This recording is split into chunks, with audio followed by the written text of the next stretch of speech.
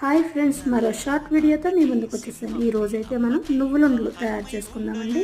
ఈ నువ్వులుండలు కూడా వినాయకుడికి చాలా ఇష్టం అండి. అయితే ముందుగా ఒక ప్యాన్ తీసుకుని ఆ ప్యాన్లో నువ్వులు వేసుకుని ఫ్రై అయిన తర్వాత పక్కన చల్లార్చుకుని మిక్సీ జార్లో వేసుకుని మిక్సీ పట్టేసుకుందాం. ఇప్పుడు మనం నువ్వులు తీసుకున్న దాన్ని బట్టి బెల్లం కూడా యాడ్ చేసుకుని బెల్లం కూడా మిక్సీ పట్టుకున్నాం. ఈ రెండు కలిసి మనం ఇలా ఉండలుగా ప్రిపేర్ చేసుకోవాలండి. మీకు ఇష్టమైతే ఇలాచీ కూడా వేసుకుని మిక్సీ పట్టుకోండి.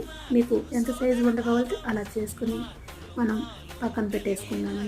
నేను తీసుకున్న నువ్వులకైతే 3 ఉండలు అయితే అవ్వాయండి. ఆ 3 ఉండలు చేసుకుని పక్కన పెట్టేసుకున్నాను. ఈ నువ్వుల ఉండలు మీరు ప్రతిరోజు తినడం వల్ల పెద్దవాళ్ళకైనా చిన్నవాళ్ళకైనా తినడానికి చాలా బలం అండి. తప్పకుండా ట్రై చేయండి. అలాగే పూర్వం మన పెద్దవాళ్ళు వినాయక చవితికి ఈ నువ్వుల ఉండలు అనేవి చేసి నైవేద్యంగా పెట్టేవాళ్ళండి. మీరు కూడా తప్పకుండా చేసి ఆ గణనాథునికి నైవేద్యం సమర్పించండి.